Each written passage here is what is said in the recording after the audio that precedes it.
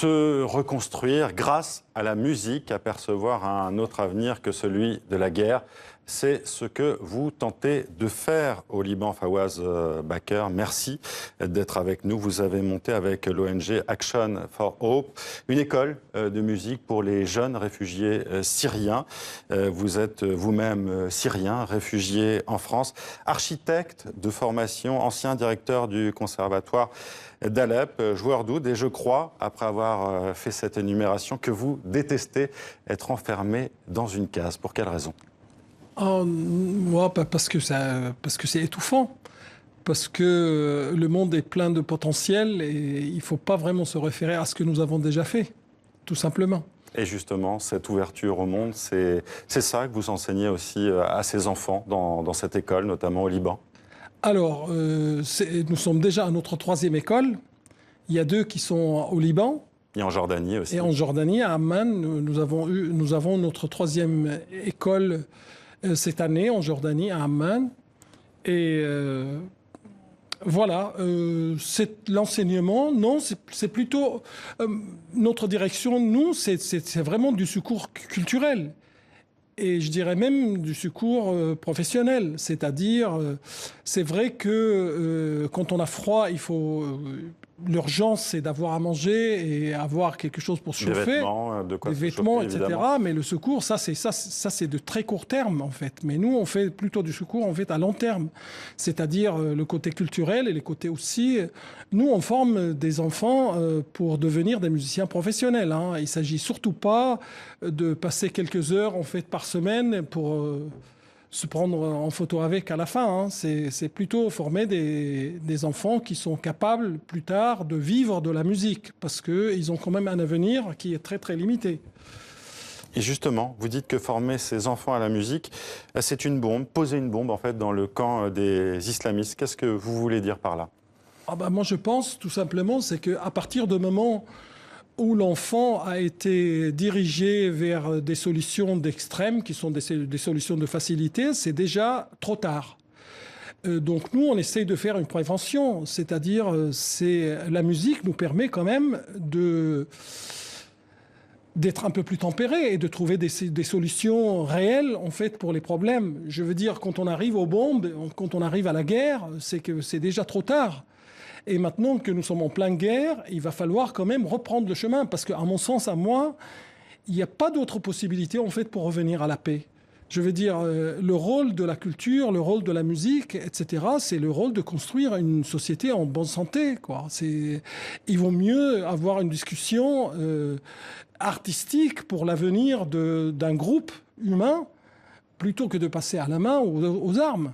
Je ne sais pas si je suis clair en fait là-dessus, mais pour moi, les choses elles sont très très claires. Je veux dire, en plus, ces écoles, c'est des solutions qui coûtent beaucoup moins cher. Je veux dire, cette école-là n'a pas coûté le prix de 2 bombes qui sont lancées sur la Syrie. Comment vous avez trouvé les financements d'ailleurs? Ouh là là, c'était compliqué. On fait les mendiants tout le temps. Mais bon, si c'est des financements plutôt européens en fait. Cette année, il y a une partie de l'UNESCO, il y a une partie de la Fondation Ford, etc.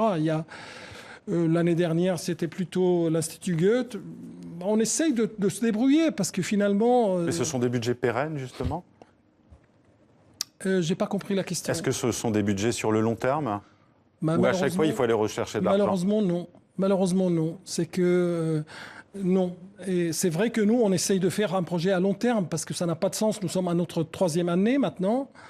La machine, elle est là. Elle commence à produire réellement. Je veux dire, nos enfants, ils commencent déjà à faire leurs concerts et à gagner de l'argent, à faire une carrière. Commencer une carrière et maintenant, il faut continuer. Il faut continuer parce qu'il y a des enfants qui attendent. Justement, on va regarder ce qui se passe dans une de ces écoles. On regarde tout de suite.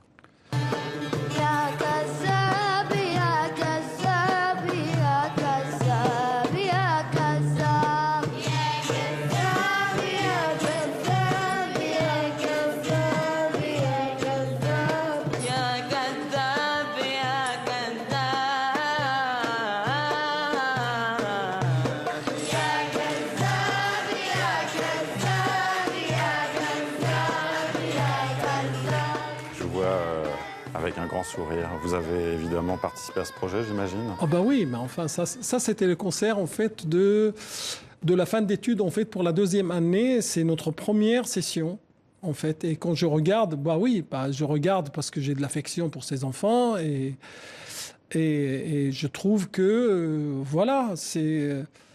Le talent, il est pas préservé à un sexe, à une religion, à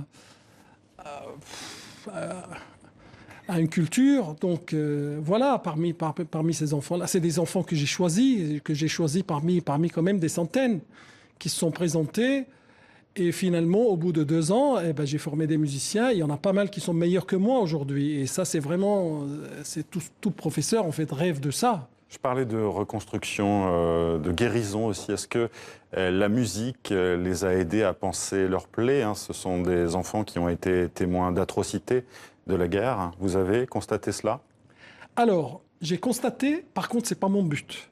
Je ne fais pas de la thérapie. Je fais de la musique. Vous n'êtes pas avec des psychologues hein, dans cette école? Absolument pas, non. Non. Enfin, je ne sais pas si c'est correct de dire qu'il n'y en a pas besoin. Moi, je fais que de la musique. Et la musique, elle fait sa place, tout simplement. J'ai un exemple d'une fille, en fait, qui parlait pas du tout, mais qui parlait pas du tout. Au bout de 15 jours de chant, que du chant, maintenant, on l'arrête plus. Donc voilà. Après, est-ce que c'est de la thérapie? Non. Nous, on le fait pas dans ce sens-là. Je pense que le thème thérapie, en fait, il y a on considère déjà qu'ils sont malades. Non, c'est des gens normaux en fait qui cherchent en fait à avoir leur place. Mais blessés quand même et bousculés en tout cas. Oui, mais c'est pas mon point de départ. Je veux dire, à la rigueur, moi je connais pas leurs conditions de vie et j'ai même pas envie de le savoir. J'ai lu que vous étiez justement très exigeant. Hein. Vous ne leur trouvez pas d'excuses à ces enfants? Absolument pas, bien sûr. Bien sûr, je suis très exigeant au point de vue artistique parce qu'il faut les lancer dans un marché où il y a énormément de compétition. Par contre, donner accès à la musique à ces enfants qui n'ont absolument pas d'accès à la musique, c'est ça notre but d'abord. Et après, la musique, elle fait tout le reste. Hein. Elle fait tout le reste, la musique. Je l'ai dit, hein, vous avez été directeur du conservatoire d'Alep. Hein, vous n'avez pas fui votre ville, vous étiez à l'étranger. Et quand vous avez voulu rentrer, j'ai lu ça, en 2012, l'aéroport a été détruit. Donc oui. Ce n'était même pas une fuite, vous n'avez pas pu rentrer. Non. Quel regard vous portez sur la Syrie d'aujourd'hui? Est-ce que vous avez envie d'y retourner? Oui. Vous avez vécu 1 an sous les bombes. Hein. Oui. Bah, j'ai vécu 1 an et demi en fait de guerre. Oui, j'ai envie de rentrer, mais ceci dit... moi, la France, c'est le 4e, 5e pays dans lequel je vis. Hein, donc, j'ai l'habitude quand même, en fait, de voyager, de vivre ailleurs. Ça ne me pose pas personnellement beaucoup de problèmes. Qu'est-ce qui vous pose pas de problème? D'être reparti? D'être reparti, oui. Ben, je me considère absolument pas comme réfugié. Hein, je vis à Paris comme je vivais à Alep. Enfin, ma vraie vie, c'est la musique. Donc, c'est intéressant ce que vous dites, et vous l'avez d'ailleurs dit ailleurs. Vous avez dit que survivre à cette guerre, c'était aussi une question de classe sociale. Qu'est-ce que vous vouliez dire par là? C'est intéressant, ça. Malheureusement, en fait, les victimes, ce sont les gens les plus démunis au départ, en fait. Dans cette guerre-là, ceux qui ont les moyens, ils sont partis. Hein. Plus on a les moyens, plus on part loin. Plus on a les moyens, plus on part tôt. Par contre, ceux qui n'ont pas les moyens, moi, la plupart des enfants que vous avez vus, c'est des gens... notre école, elle est à 4 km des frontières syriennes parce que pour les plupart, ils sont venus à pied. Je veux dire, ils n'ont même pas eu un véhicule pour les transporter. Et nous, de notre école, on entend les combats. Donc voilà, c'est faire de la musique au temps de guerre, mais bon, c'est... Mais vous dites que votre vie, c'est la musique. Mais malgré tout, j'ai lu que cette guerre, elle avait changé votre vision du monde, notamment, par exemple, par rapport à faire carrière. Pour vous, après cette guerre, ça ne voulait plus rien dire. Ah oui, ça tuait énormément de préjugés. Je pense que... Enfin, ça m'a appris surtout que le bonheur, c'est une décision et que l'être humain, il peut vivre dans n'importe quelle circonstance, en fait. Je ne parle pas seulement de moi, hein, je parle de tous les gens qui m'entourent, je parle de toute la société d'Alep, en fait, où vous voyez quand même une solidarité qui apparaît, ce qu'on ne connaissait pas avant.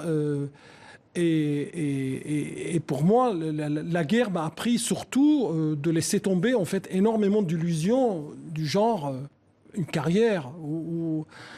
Et mon attachement à la musique est devenu beaucoup plus essentiel et beaucoup plus profonde, finalement. Parce que j'ai vu comment le reste est superficiel, réellement. Enfin, la guerre m'a permis de voir ça. Et on continue à travailler avec des enfants dans la guerre comme ça depuis 4-5 ans. Et je pense que je ne fais que approuver pour moi, en fait, ça. Et j'essaye de former ces enfants-là, effectivement pour faire carrière, effectivement pour gagner de l'argent, mais surtout aimer la musique. Parce que le fait d'aimer la musique, ça change la vie, réellement. Et la musique, vous avez dit aussi que ça pouvait sauver le monde. De quelle manière? Ah ben pour moi personnellement, et ça c'est une opinion qui m'appartient, moi je pense que l'art, c'est ce qui va dessiner l'avenir du monde, oui. L'art, pour moi, c'est un laboratoire humain pour dessiner les identités de demain, pour dessiner les possibilités de demain.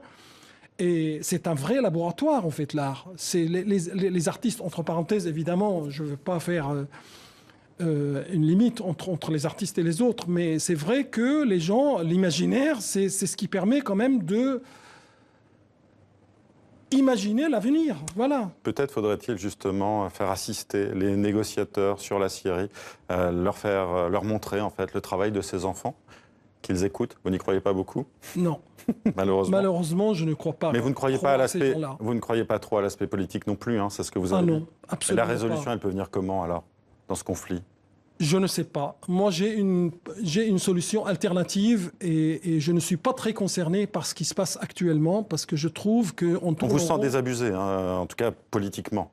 Ah oui, oui, oui. Non, mais on tourne en rond depuis trop longtemps et avec beaucoup de morts par jour. Donc, pour moi, la situation, elle est inadmissible et j'essaie de trouver une alternative, oui. Enfin, pas seulement moi et les gens autour de moi parce que nous sommes nombreux quand même, heureusement.